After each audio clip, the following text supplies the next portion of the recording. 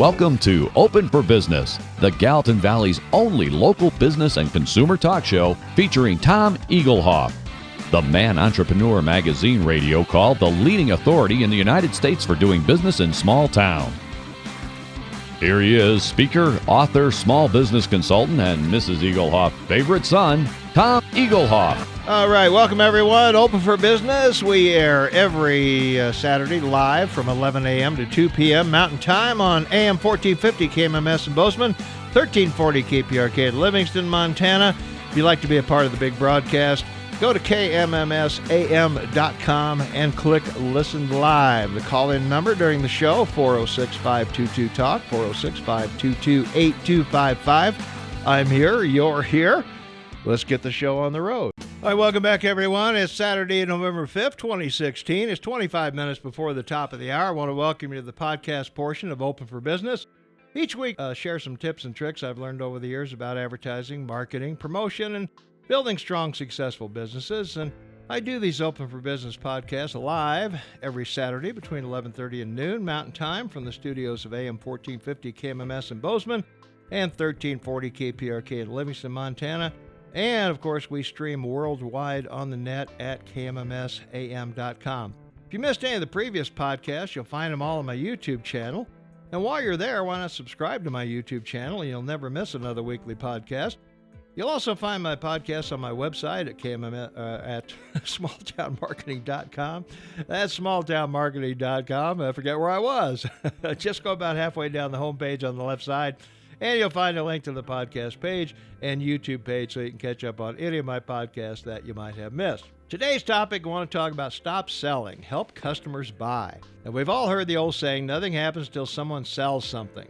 Now, to some people, that statement implies some form of coercion or manipulation, making a customer buy something they probably don't want or need. A sales training tip I often recommend is stop selling and help the customer buy. You're not adversaries. You're not sitting on opposite sides of the table like lawyers pleading a divorce case. Come around to the customer side of the table and become a co-buyer. I don't have to tell you that we're facing some tough economic challenges ahead in the next few months or years. And you may need to change the way you do business in certain areas. So I want to talk about things you should do, things you should avoid to have a good selling experience, as well as how to keep your head above water in the future. So the first rule is don't panic. During tough economic times, it's a natural knee-jerk reaction to go on the defensive. You put the whole place on sale and wonder why your bottom line is still suffering. You're working twice as hard to earn half as much. You got to start by defining your best customers.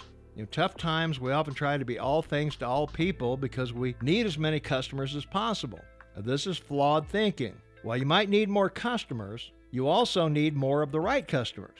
And you need to do more with those right customers. You need to be aggressive. Set sales and performance goals and share them with your salespeople so everyone's on the same page. If you have a clearly defined goal that everyone's working toward, it's much more likely to happen. So in addition, there may be a way to measure performance as you move toward attaining that goal. Look at things like your average sale. Is there a way to add 2 to 5% to that average sale? Can you improve your employee sale closing ratio? Count customers. Is your store or phone traffic increasing or decreasing? Start keeping records of what's currently happening. Save money on your advertising by being in the right place with the right message to the right people at the right time. The rifle advertising approach will be more economical in the long run than the shotgun approach. Know your customers' hot buttons and push them. Don't waste time and money trying to reach people who lack the resources to buy from you.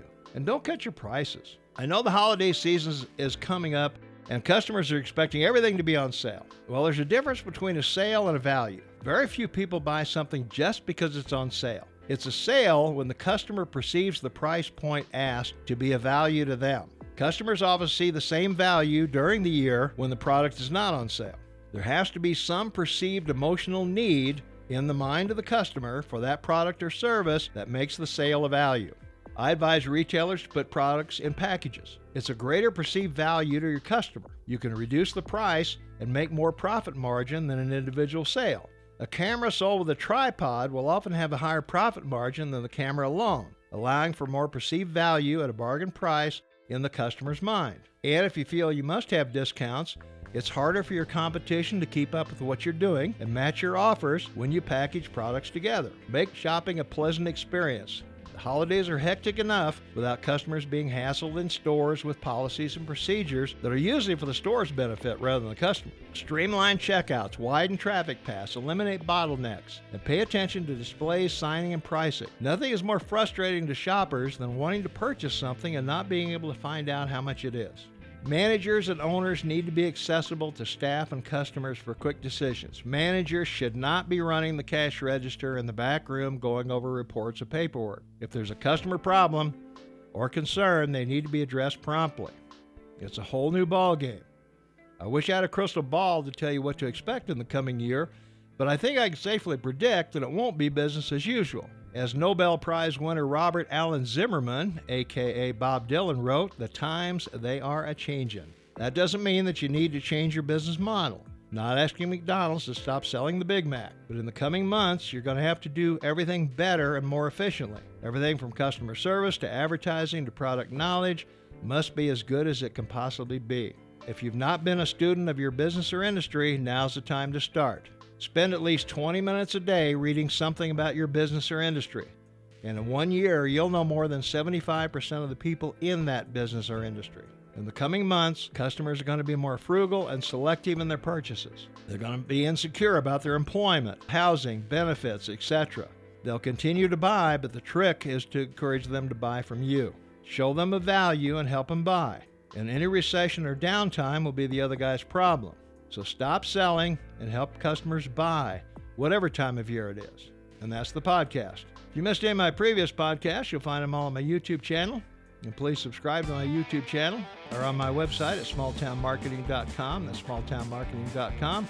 Go about halfway down the homepage on the left side, and you'll find a link to the podcast page so you can catch up on any of my podcasts that you might have missed. So tune in each Saturday, and let's build successful businesses together.